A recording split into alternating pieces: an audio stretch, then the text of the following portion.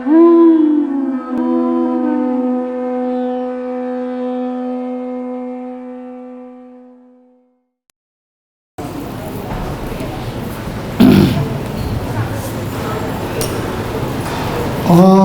Namo Bhagavate Vasudevaya.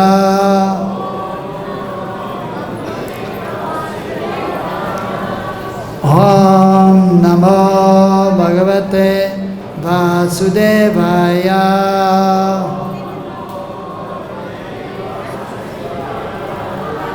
Om Namo Bhagavate Vasudevaya.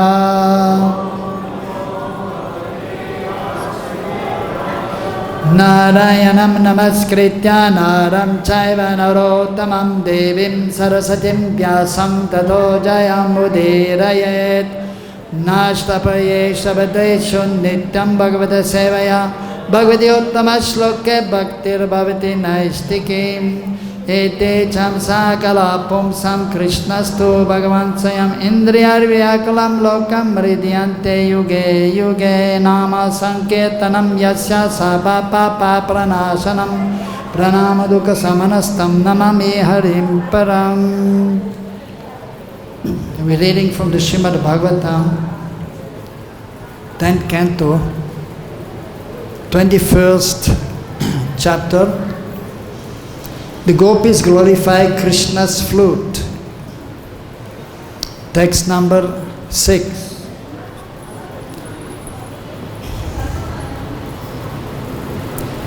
Iti veṇu-ravam rājan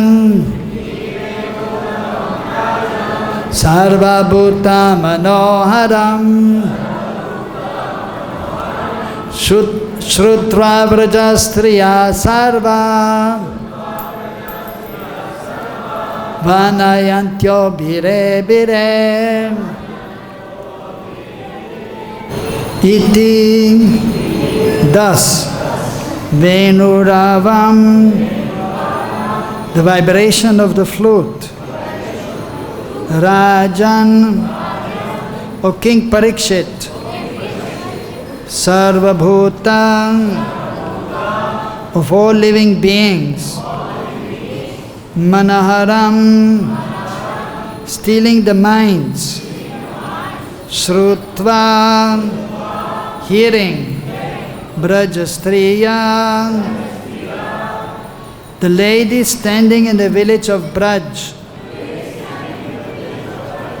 sarvā, all of them, varṇayantyaḥ, engaged in describing, abhirebhire, embraced one another.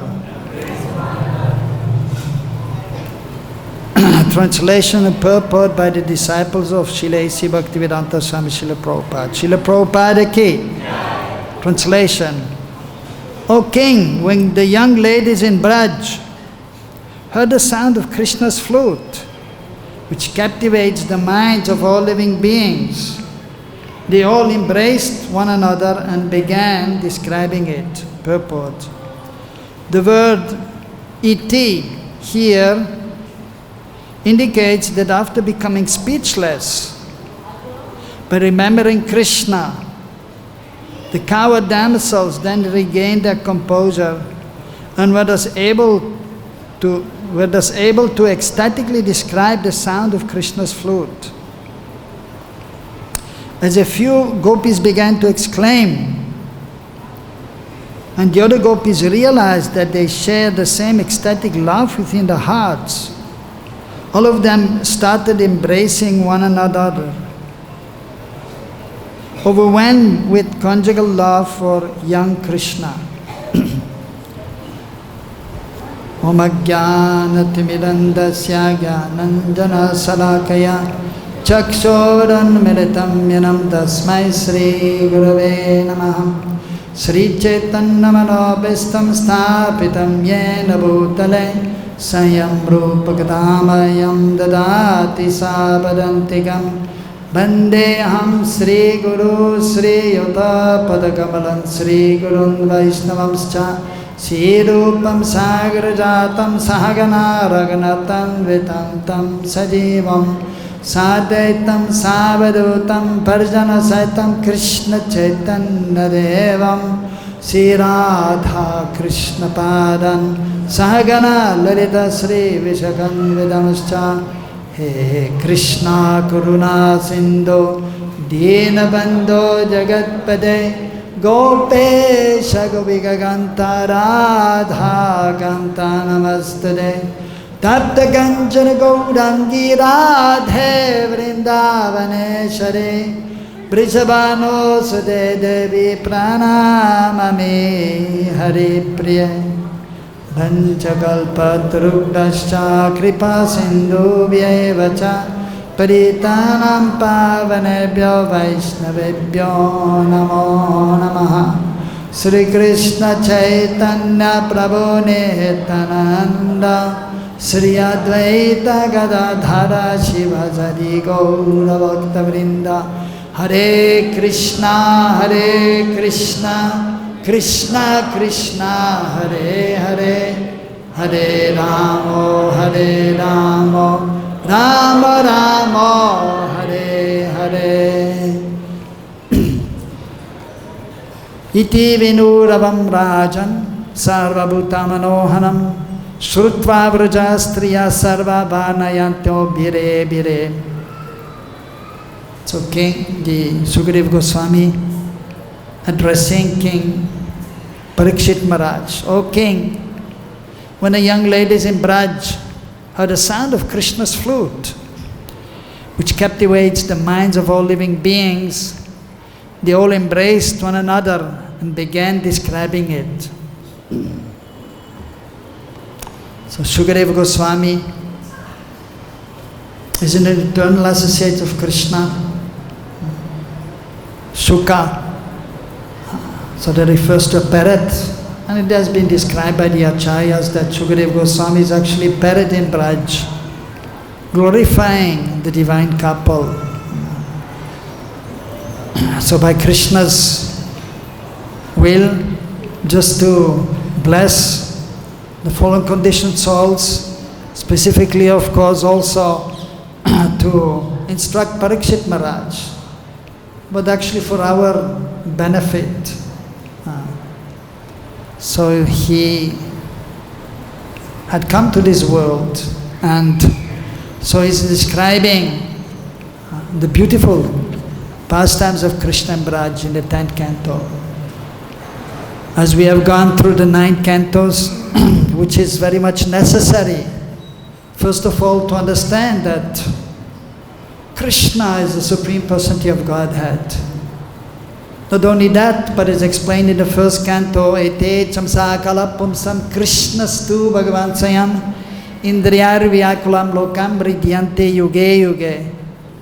The Krishna is the source of everything, of all the spiritual material worlds, of all the energies, and different incarnations are there, but all expansions, Ete chamsa kalapumsam, direct expansions of Krishna, or expansions of the expansions of Krishna.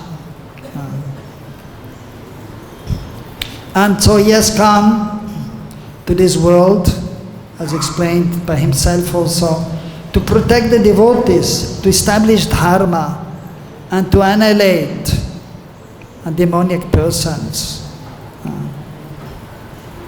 So for that purpose, so Krishna also, in order to benefit the conditioned souls, he spoke the Bhagavad Gita, so that we understand that we are not this body, that we are spirit soul, that we have a relationship with him, ultimately. And throughout the Bhagavatam, so the devotees who are studying under proper guidance, they will firmly understand that Krishna is the Supreme Lord, and that they are not this body, spirit soul, which is the beginning of spiritual life. And then slowly but surely one can advance, as Rupa Goswami has explained, the process of devotional service from Shraddha to Prem. That first we must have faith in the words of Krishna, the spiritual master, the Vaishnavas, and then we can engage in devotional service under the guidance of the spiritual master. And by doing that, we become purified. The consciousness becomes purified, the senses become purified, and then we can better and better understand the Supreme Lord and His pastimes. So once of course the unlimited anarthas, unwanted things in the heart, but by engaging devotional service, slowly but surely one is purified, then one becomes fixed in devotional service.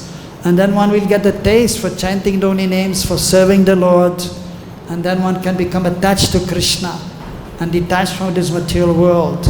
And then transcendental emotions are coming from the heart, and there's a transcendental loving exchange with Kṛṣṇa.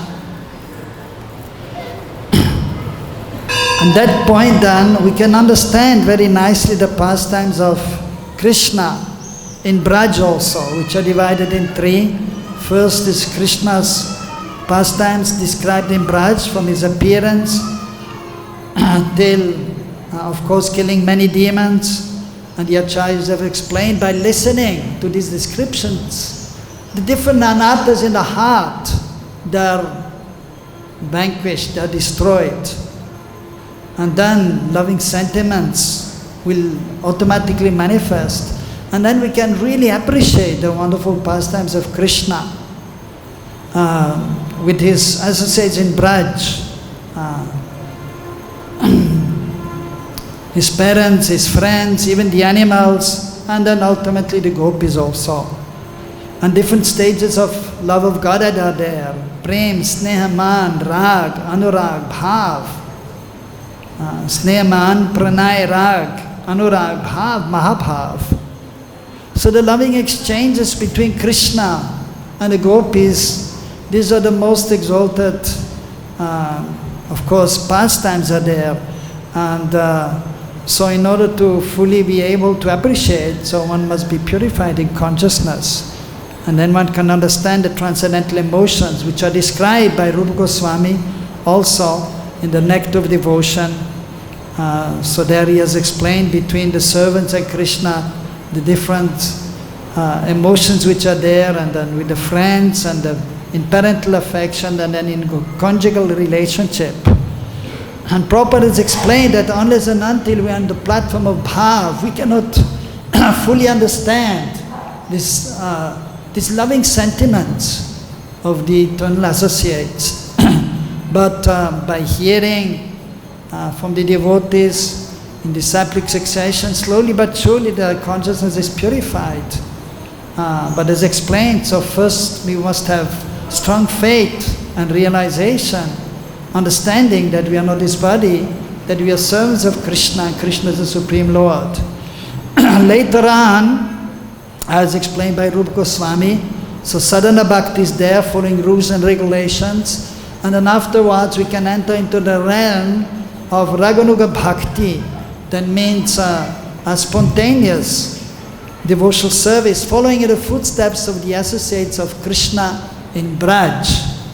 So when we are more purified in consciousness, then we can better appreciate and understand, and then ultimately, as explained in the Bhagavatam, already in the beginning also, Nigama kalpataror galitam palam sukamakadam ridadiva sammadam vivada bhagatam rasamalayam muhuro rasika bhuvi bhagavatam bhavukaha. So the Srimad Bhagavatam is the ripened fruit of the Vedic tree of transcendental knowledge, the essence of the Vedic literatures.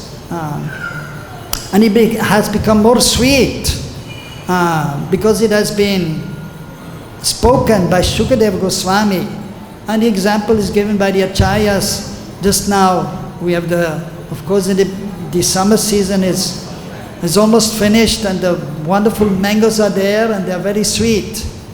So in the beginning, the mangoes, they're always wonderful, and even when the mangoes are not ripe, then the expert cooks in Vedic culture and Vaishnava culture, they will take the unripe mangoes and they will make a chutney with that, or a cooling drink also.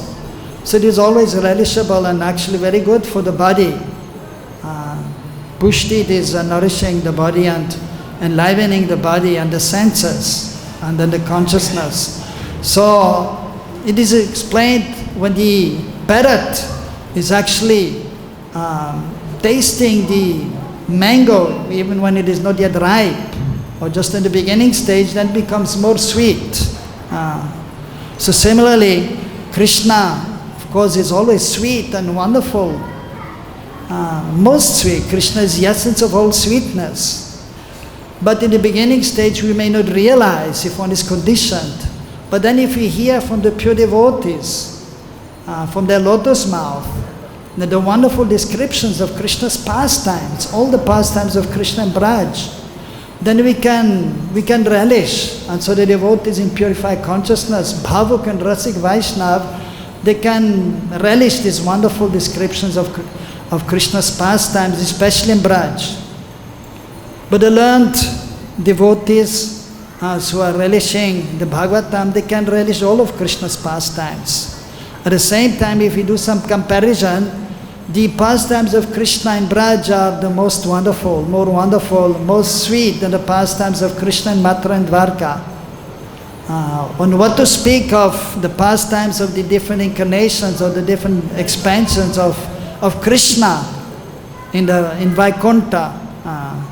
So it is by great fortune, by Mahaprabhu's mercy and by the associates of Mahaprabhu that, and then of course the devotees in disciplic succession, Srila Prabhupada, who has presented the Krishna book, in which he has very nicely explained about the wonderful pastimes of Krishna, but giving also a little bit of philosophical touch, because we cannot just simply hear the pastimes of Krishna, especially in Braj, of the 10th canto, but we must have a sound spiritual understanding, firm faith that Krishna is the Supreme Lord, and practical realization, maybe not to the fullest extent, but understanding that we are not this body, we are spirit soul, and then when we are properly engaged, then we can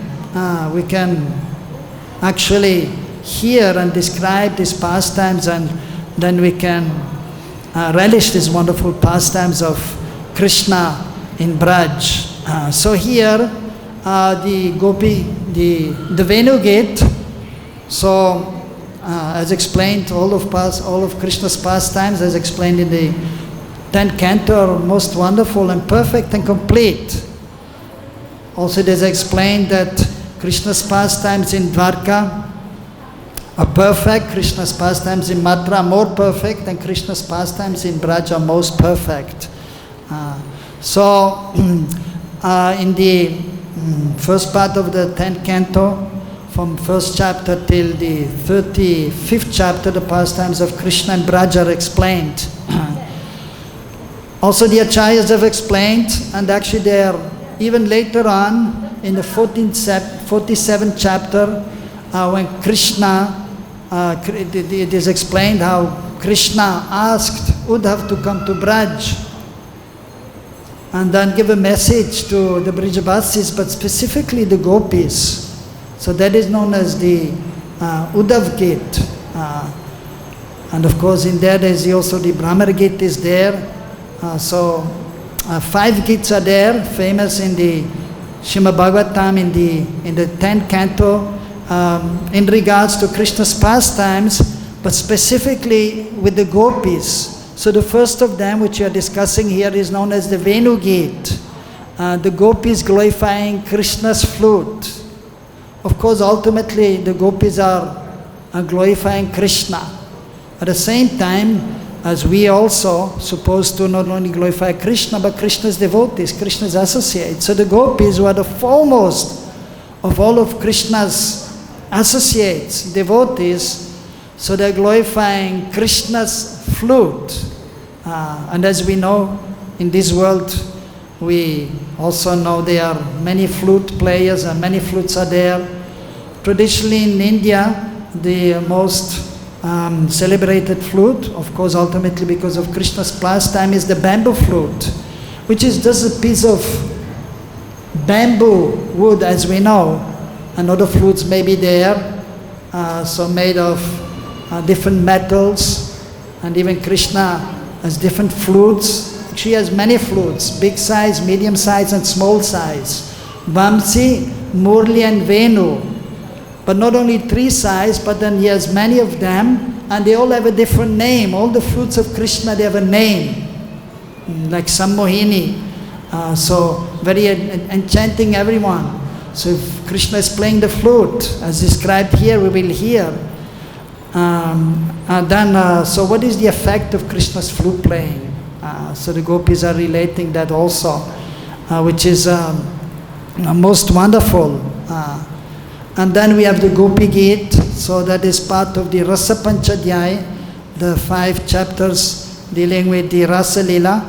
So in the midst of that, so the Gopi Gita is there. After that we have the Pranaya Gita, so the feelings of separation are there in Gopi Gita, and then Pranaya Gita, when they meet again, and the loving sentiments are there, as explained, Prema, Sneha, Man, Pranay, Rag, so the different sentiments are there of the different levels of Prem, which are there, which are described in the scriptures by Rupa Goswami or the Acharyas, just for our understanding. And then by hearing submissively and engaging in devotional service in due course of time, we can appreciate fully, we can realize the subject matter slowly but surely. But even in the beginning we may not be able to understand, but simply by hearing, so that is a kind of, the purification will be there, as even in the last chapter of Rasa Panchadhyaya, Shukadeva Goswami is explaining that by hearing and reciting the pastimes of Krishna, specifically with the gopis also, and by remembering them, then veṇu-ravaṁ, the disease of the heart, which is lust, is eradicated. So, and in the material world, so the attachments are there, but we have to become free from material attachments, and that can only be achieved when we are engaged in devotional service, when we are hearing about Krishna's pastimes with his associates. But in regards to the exchange with the gopis, some precautions or one has to be careful if one is not yet purified in consciousness, especially with the intimate exchange with the gopis. So the warning has been given by Prabhupada, by the previous acharyas, that we have to be careful in these regards. Because these are the transcendental loving exchanges between Krishna and the gopis, which are completely pure and most exalted. And then in the 35th chapter, there's the Yugal Gita is there in regards to the wonderful pastimes of Krishna with the gopis, his associates. So in this chapter, Venu Gita, first of all, Shukadeva Goswami is speaking. And of course, he is most exalted devotee, pure devotee of the Lord, as explained. And so when the pure devotees are describing the pastimes of the Lord, of course, here in our Sampradaya, Gauriya Vaishnava Sampradaya, to which we belong, most of the acharyas in our lines, they are not only associates of Mahaprabhu, but they are associates of, especially of Radha Kṛṣṇa in Braj, as the 6 Goswamis, as we know. Rupa Goswami is Rupa Manjari, Raghunath Das Goswami is Rati Manjari, and so on. So they are most exalted. And so Sri Chaitanya Mahaprabhu has empowered his associates and then the devotees in disciplic succession to present these transcendental literatures. And based on that also, Srila Prabhupada has written his purports. So by consulting the purports of the Vyakya, the Tika, of especially, of course, the original commentator is Sridhar Swami, but then also Sanatana Goswami, Jiva Goswami, Vishwanath Chakravarti Thakur. And based on that, also according to time, place and circumstances, Srila Prabhupada, he wrote his purports. And here in the purports by the disciples of Srila Prabhupada, many times they are quoting actually what Krishna has explained, what Srila Prabhupada has explained in the Krishna book, which is the proper way, that we have to always refer to the previous acharyas. And then we may, as Prabhupada did, give some different points according to time, place and circumstances. So Shukadeva Goswami, so most exalted, and so he is, and so by describing the pastimes of the Lord, then usually the devotees, they become absorbed and they actually sing the pastimes also of the Lord. So Shukadeva Goswami is speaking that the acharyas have actually revealed. So he's speaking about here the gopis glorifying Krishna's flute, and that was at the time of Sharad Ritu. So now we are in Varsha Ritu, we are Grishma Ritu, the end of the summer season, and then comes Sharad Ritu, the rainy season, and after that comes the Varsha Ritu, rainy season. After that comes Sharad Ritu.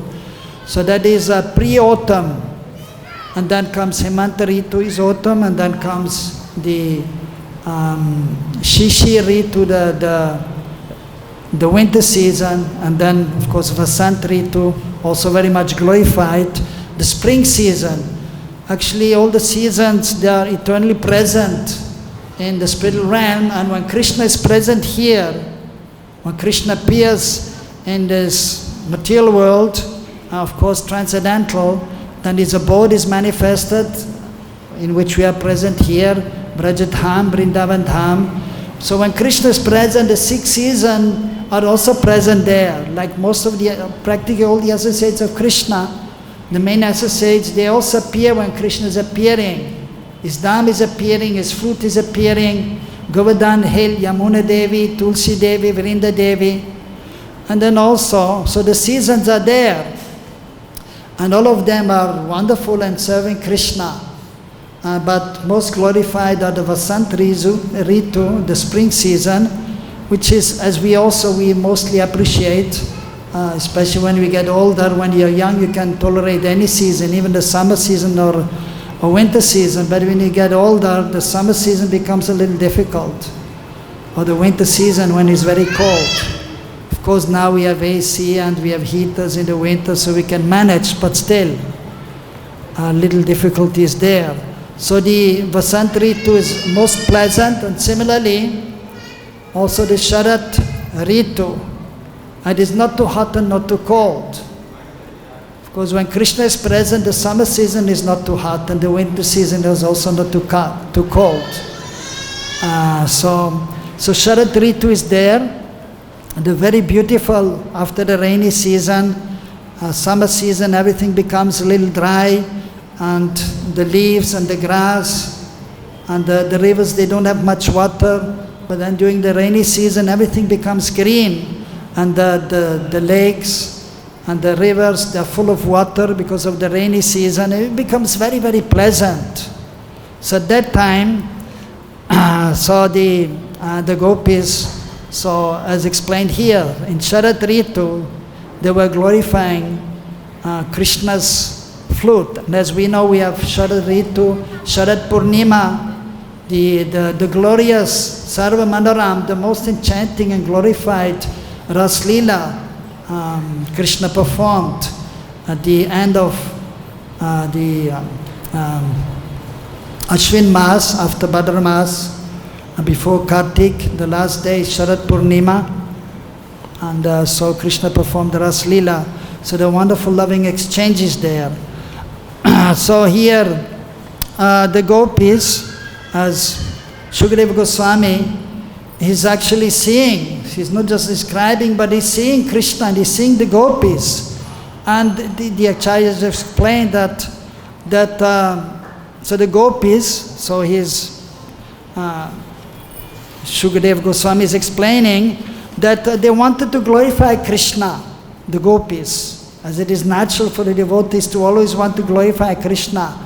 But they were so much overwhelmed by transcendental loving sentiments that they were not able to describe the wonderful pastimes of Krishna, or especially here also the glorification of the flute. So therefore then Shukadeva Goswami, so he's relating, and then he's from his lotus mouth emanated a very wonderful verse which was discussed yesterday, Barhapitam Natavarava Pukanaya Kanikaram. So very wonderful verse is there. And then after that, so he's explaining that the gopis, so they were able to control themselves. So they were overwhelmed by these emotions. They were not able to glorify Krishna, but then they were, after a little while, they were able to compose themselves. And as explained here, so abhirebhire, they were embracing one another. And then after that, so they are describing Krishna's flute and all the inhabitants of Braj, how they are attracted to ultimately Krishna, but Krishna's flute also, when Krishna is playing the flute. And the acharyas have explained, so the different verses will be there, starting from tomorrow, so till verse number 20. So actually till verse number 19, and then Shukadeva Goswami also is describing or is ending the chapter, so to say.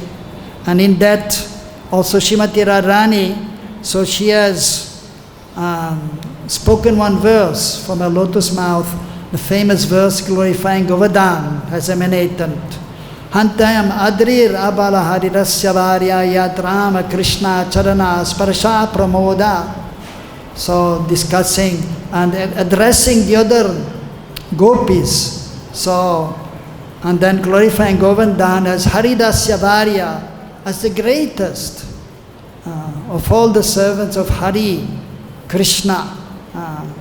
So that is, we can see that in these verses, so the gopis, they actually, so they are glorifying Krishna, glorifying the flute, and they are seeing the good fortune of all the different inhabitants of Braj, and not only in the human form of life, but even the animals, the deer, how they are fortunate, they are able to come very close to Krishna. And the parrots, they are sitting on the branches, and they are simply listening to Krishna playing the flute. And when Krishna is playing the flute, then such a wonderful sound is emanating, and everyone becomes stunned. And it is explained, the moving entities, they become stunned, and the non-moving, they become overwhelmed by transcendental emotions, and they flow. Like the stones, they are melting.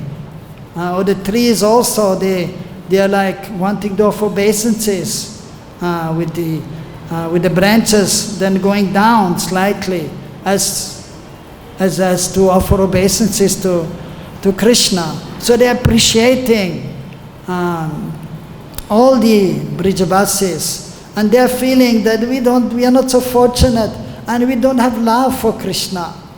So that is a symptom of the greatest devotees. They never think, I'm a great devotee. They think I'm very insignificant. And they're constantly engaged in serving Krishna with all the senses, thinking about Krishna. But because Krishna is unlimited and they're realizing their nature, insignificant nature, so they are always most humble, and they give all respect to others, and they're not expecting any respect. So that can be seen here in the gopis also. So we should see these descriptions here of the gopis. Also, of course, the external aspects, as we explaining now, that they are most humble and they are glorifying everyone else. So we should also try to be in that mood, and then ultimately, then in purified consciousness, then we can appreciate the transcendental emotions of of the Brajabasis and specifically of the gopīs when we are in purified consciousness. But first of all, we have to try to understand and realize that we are totally insignificant. And we should always try to see the good qualities in others and try to see how everyone is ultimately engaged in Krishna's service directly and indirectly. As even Krishna spoke to Lord Brahma, the Chatushloki, the 4 verses, nutshell verses there, Vyatirik. So directly and indirectly we should see everything in connection to the Supreme Lord. So we should try to see Krishna everywhere, in everyone's heart. And everything is Krishna is everywhere and everything is in Krishna. And everything is related to Krishna. So we should practice this and seeing from the gopīs, and then we will be blessed ultimately. And then we will be able in purified consciousness then actually to understand when by the internal potency, Sarup Shakti, especially by the Acharyas have explained the Samvit and the Hladini Shakti. The Samvit is Krishna, as we know. Sandini Shakti is the existence potency. The embodiment of that is Balaram, and then the Samvit, that is the knowledge potency, the consciousness, that is Krishna himself, and the Hladini Shakti, Srimati Radharani. So when we are nicely engaged in devotional service under the guidance of the spiritual master Srila Prabhupada, then ultimately we'll be blessed by the mercy of Mahaprabhu also, and the associates Rupa Goswami, Raghunath Das Goswami. And then when the internal potency is manifesting in our heart, the Samvit and the Hladini Shakti, then in purified consciousness, then we can appreciate Radha Krishna's pastimes with the help of the associates of the Lord, the gopīs, and then Rupa Manjari, Ratya Manjari. And then we can become completely free from all impurities. And so which are even there actually in the higher level, even if one is already on the platform of Nishta Ruchi, some little impurities are there. So we have to always remain extremely careful and humble and respectful and fully engaged in Krishna consciousness, and then we can advance more and more. But if there is a little inattention, then there will be also some difficulty there in the spiritual life, and then we may again fall down to a lower level of the platform of devotional service. So one has to be careful and be always in good association of the devotees who are more advanced, and we can nicely appreciate the wonderful pastimes, specifically as described here, which is ultimately the goal, to be absorbed. But we have to, as explained, we have to go slowly but surely. We don't have to hurry, but we have to go through all of the books, Bhagavatam, the Chaitanya Charitamrita, and then slowly but surely we can appreciate this transcendental subject matter by the mercy of the Lord. And therefore Prabhupada has explained, first we study the Bhagavad Gita, and then the Srimad Bhagavatam, and after that, then we can approach the Chaitanya Charitamrita, and then we'll have a better understanding of the Srimad Bhagavatam by reading the Chaitanya Charitamrita, and we can will be more purified in consciousness. So it is also now in Vrindavan Dham here in our temple, we started also the reading of the Chaitanya Charitamrita. And so in actually many temples, now in ISKCON, they have started reading the Chaitanya Charitamrita. So which is ultimately, as Prabhupada has explained, the postgraduate study. But we have to study in order to advance more and more.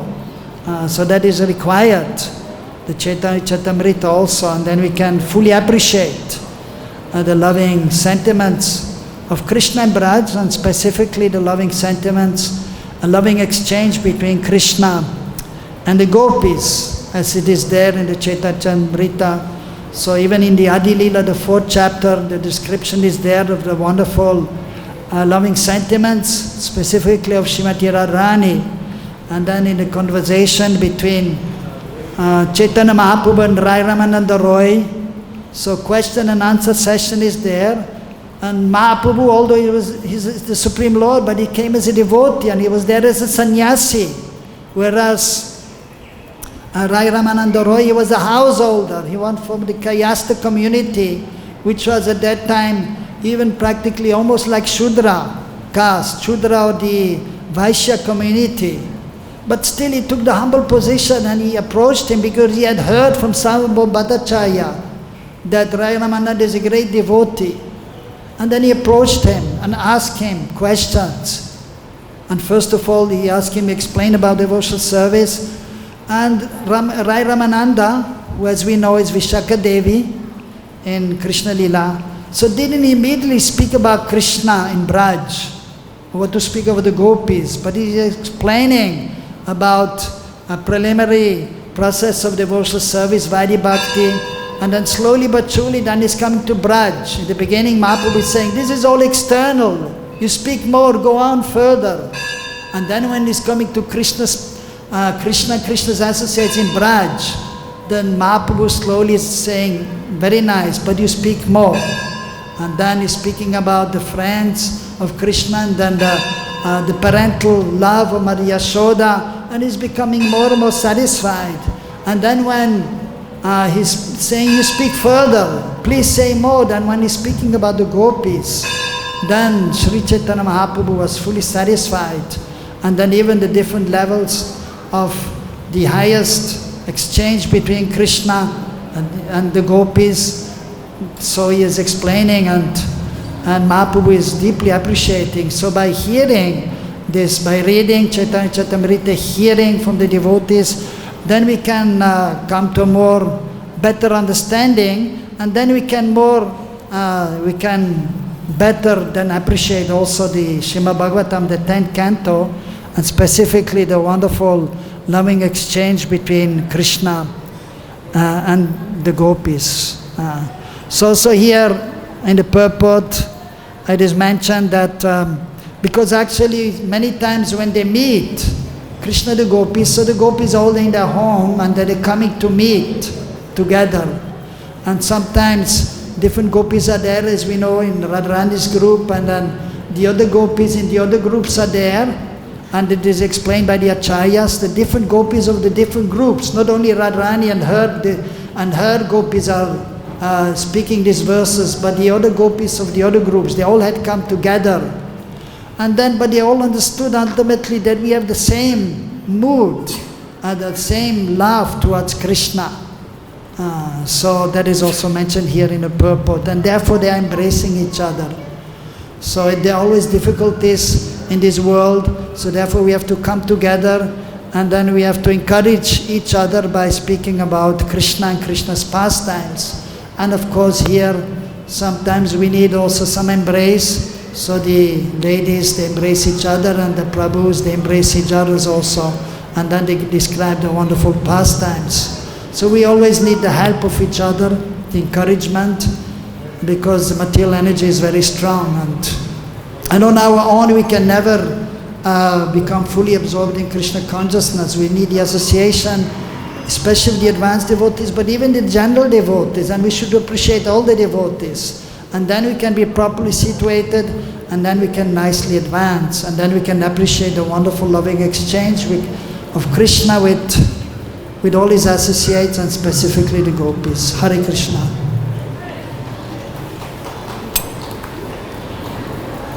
Any questions?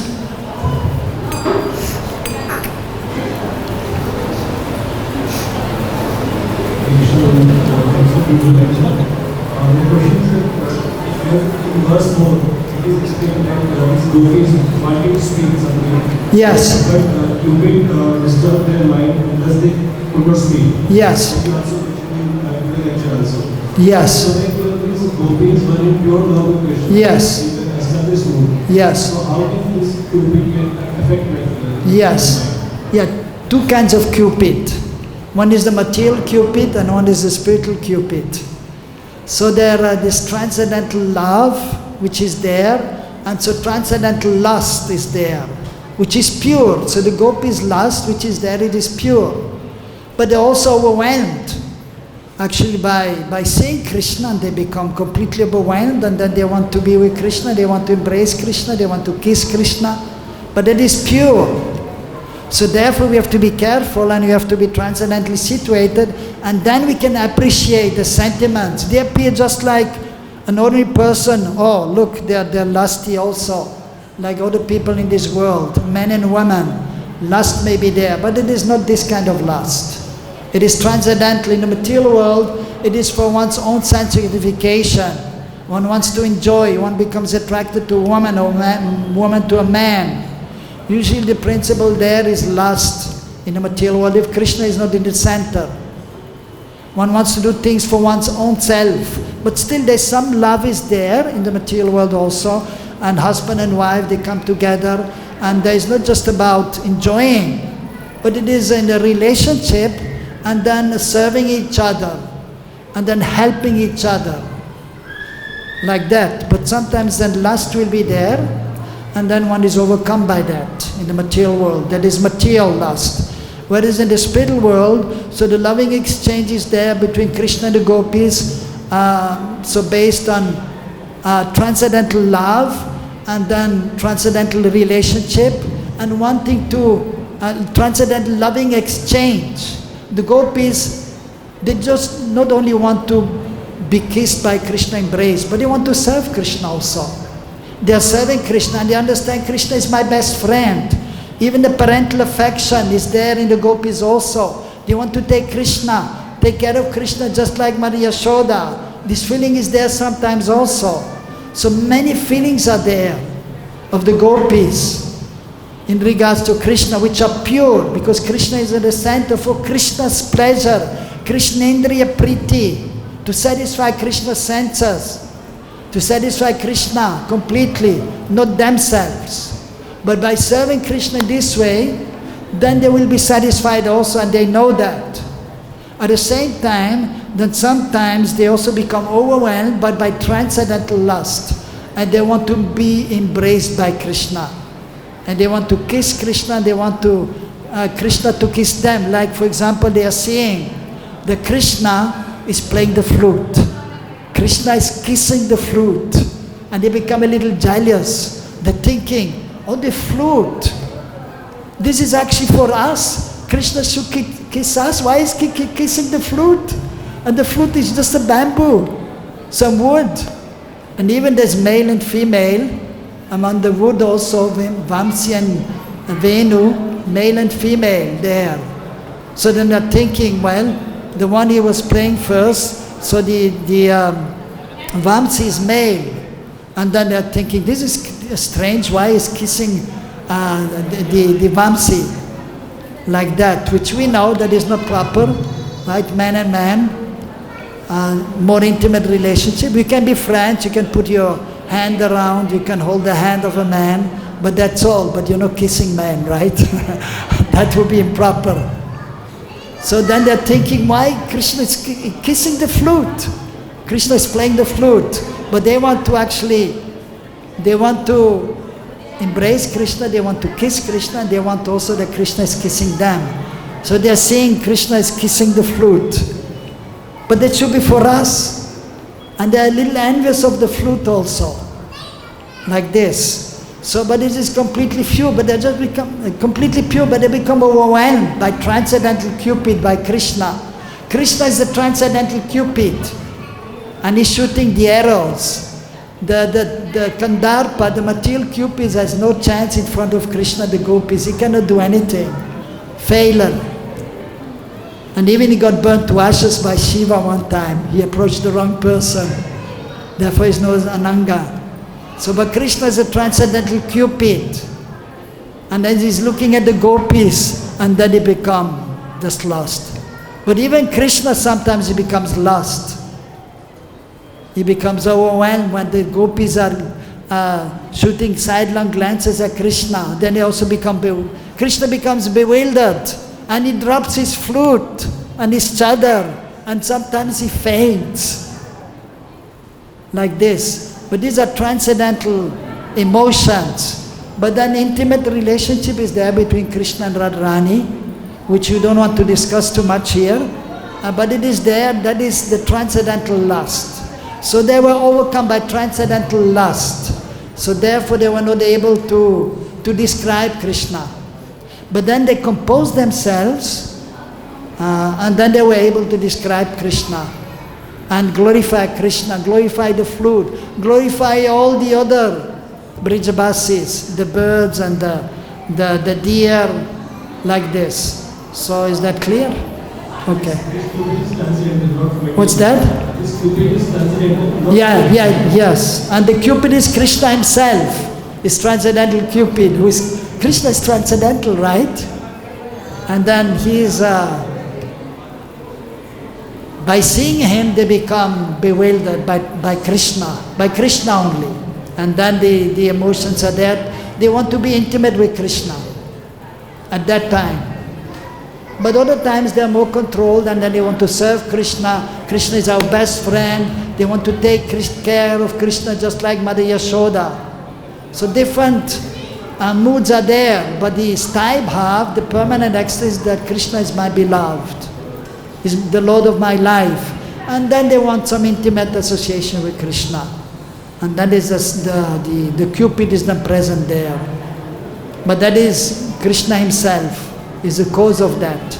Or then the internal energy, his own energy. Nothing material is there. Okay? Okay. Granth Raj Srimad Bhagavatam Ki